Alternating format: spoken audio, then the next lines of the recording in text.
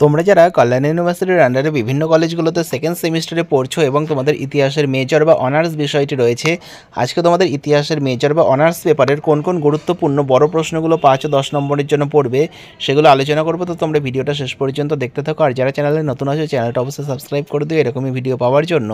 প্রথম প্রশ্ন দেখো, প্রাগৈতিহাসিক যুগ কাকে বলে, এর শ্রেণীবিভাগ করে আলোচনা করো।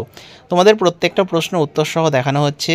তো তোমরা যারা মনে করছো পিডিএফ কপিটা সংগ্রহ করবে, এর মধ্যে তোমরা 2 নম্বর, 5 নম্বর, 10 নম্বরের এই প্রশ্ন উত্তর সহ পেয়ে যাবে। তো সেক্ষেত্রে তোমরা স্ক্রিনে দেওয়া নম্বরে 200 টাকা পেমেন্ট করে হোয়াটসঅ্যাপে তার স্ক্রিনশট পাঠাও, তোমাদের পিডিএফ কপিটি পাঠিয়ে দেওয়া হবে। তারপরের প্রশ্ন, নব্যপ্রস্তর যুগে মানুষের জীবনযাত্রার পরিচয় দাও। এই যুগের গুরুত্ব কী, অথবা নব্যপ্রস্তর যুগের বৈশিষ্ট্যগুলি আলোচনা করো। প্রত্যেকটা গুরুত্বপূর্ণ প্রশ্ন তোমরা এর মধ্যে থেকে পেয়ে যাবে। তো তোমরা কিন্তু সাজেশন কপিটা সংগ্রহ করতে পারো, এর মধ্যে পরীক্ষায় অবশ্যই কমন পাবে। পরের প্রশ্ন, মধ্যপ্রস্তর যুগে আদিম মানবের জীবনযাত্রার সংক্ষিপ্ত বিবরণ দাও, অথবা মধ্যপ্রস্তর যুগের মূল বৈশিষ্ট্যগুলি লেখো। পরের প্রশ্ন, গ্রিসে নগর রাষ্ট্র বা পলিসগুলির উদ্ভবের কারণগুলি উল্লেখ করো, পলিসগুলির বিভিন্ন বৈশিষ্ট্য আলোচনা করো। খুব গুরুত্বপূর্ণ একটা প্রশ্ন, ভালো করে পড়বে প্রশ্নটা। প্রত্যেকটা কিন্তু পয়েন্ট করে লেখা রয়েছে, তোমাদের পড়তে সুবিধা হবে। পরেরটা, কিভাবে বিবর্তনের মধ্য দিয়ে আদিম মানুষ শিকারী খাদ্য সংগ্রহ থেকে স্থায়ী বসবাসকারীতে পরিণত হয়, আলোচনা করো। পরের প্রশ্ন, এথেন্সে গণতন্ত্রের ভিত্তি কীভাবে প্রতিষ্ঠিত হয়েছিল, গ্রিক পলিসগুলির পতনের কারণগুলি লেখো। এটাও খুব গুরুত্বপূর্ণ প্রশ্ন। পরেরটা, মর্গ্যানের মতে মানব সমাজের ক্রমবিকাশের ধাপ আলোচনা করো। তাম্রপ্রস্তর যুগের সংস্কৃতির পরিচয় দাও, অথবা তোমাদের এইভাবে বলবে চ্যালকোলিথিক এজের সংস্কৃতির পরিচয় দাও, বা চ্যালকোলিথিক যুগের সংস্কৃতির পরিচয় দাও। প্রাচীন প্রস্তর ও নব্যপ্রস্তর উভয় যুগের মানুষের জীবনযাত্রা প্রণালীর পার্থক্যগুলি উল্লেখ করো, উভয় যুগের হাতিয়ারের পার্থক্যগুলি লেখো।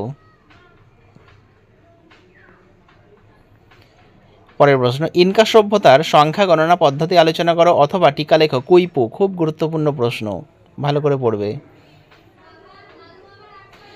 ছবি সহ রয়েছে।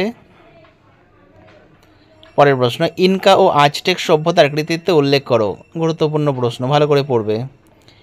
আজটেক ও ইনকা সভ্যতার সাদৃশ্যমূলক বৈশিষ্ট্য, কী কী মিল আছে।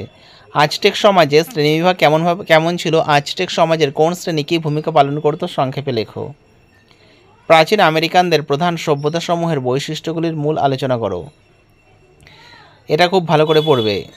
কোন কোন সভ্যতা রয়েছে, প্রত্যেকটা সভ্যতার বৈশিষ্ট্য। ইনকা সাম্রাজ্যের প্রশাসনিক বা রাজভাষা কী ছিল, ইনকাদের প্রশাসনিক পরিকাঠামো কেমন ছিল, ভালো করে পড়বে। মেসোপটেমিয়া সভ্যতার সঙ্গে আজটেক সভ্যতার তুলনা করো।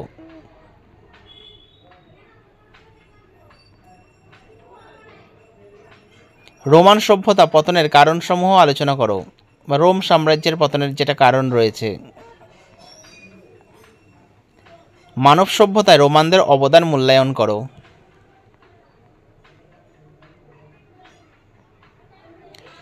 রোমের গৃহযুদ্ধের কারণসমূহ বর্ণনা করো।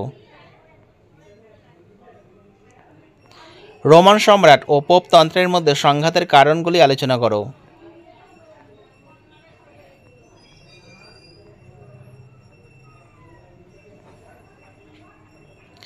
কিভাবে পোপতন্ত্রের উদ্ভব হয়েছিল, রোমান চার্চের প্রাধান্য অর্জনের কারণ ব্যাখ্যা করো।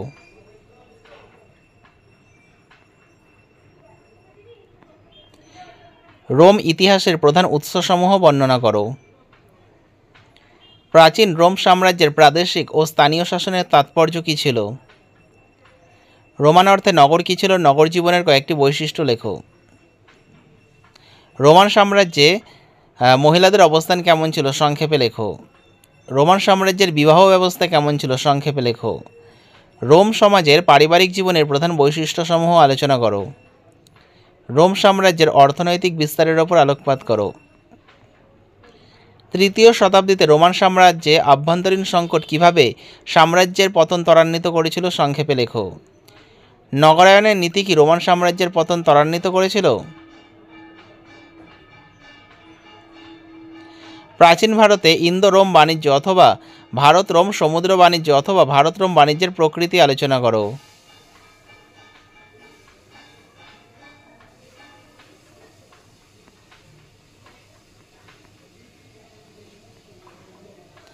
রোমে কৃতদাস ব্যবস্থার বৈশিষ্ট্য আলোচনা করো।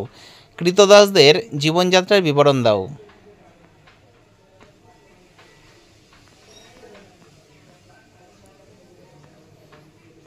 মধ্যযুগের ইউরোপে বাণিজ্যের বিকাশের প্রধান কারণগুলি আলোচনা করো।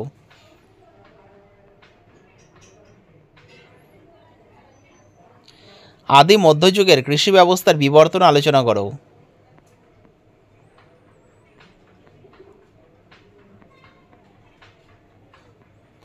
প্রাচীন ভারতের গিল্ড বা সংঘগুলির কয়েকটি বৈশিষ্ট্য লেখো। গিল্ডের পতনের কারণ কি ছিল?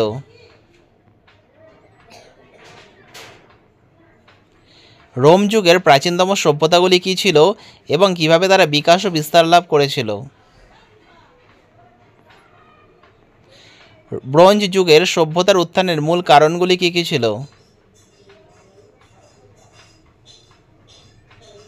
প্রাচীন মিশরীয় সভ্যতার শিল্প সংস্কৃতির মূল্যায়ন করো।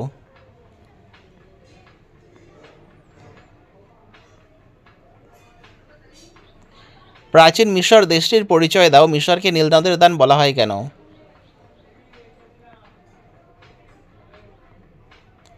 মেসোপটেমিয়া সভ্যতার বৈশিষ্ট্যগুলি লেখো। ব্রোঞ্জ যুগের সভ্যতার বিবরণ দাও। সুফি কারা ছিল, তাদের ধর্মীয় মতবাদ উল্লেখ করো। মোট কয়টি ক্রুসেড সংগঠিত হয়েছিল? ক্রুসেডের ফলাফল লেখো। খ্রিস্টান মুসলিম সম্পর্কে ক্রুসেডের প্রভাব লেখো। ইসলাম ধর্মের প্রবর্তন কখন হয়েছিল? এর ধর্মীয় মতবাদ আলোচনা করো। খলিফাতন্ত্রের পতন কেন হয়েছিল? খলিফাদের পতন ও সুলতানদের উত্থানের কারণ কি ছিল? ধর্মযুদ্ধ বলতে কী বোঝো? বিভিন্ন ধর্মযুদ্ধের একটি সংক্ষিপ্ত বর্ণনা দাও। ধর্মযুদ্ধ কাদের মধ্যে সংঘটিত হয়েছিল? কী অবস্থার পরিপ্রেক্ষিতে তা হয়েছিল লেখো। ক্রুসেড কি? ক্রুসেডের কারণ কি ছিল?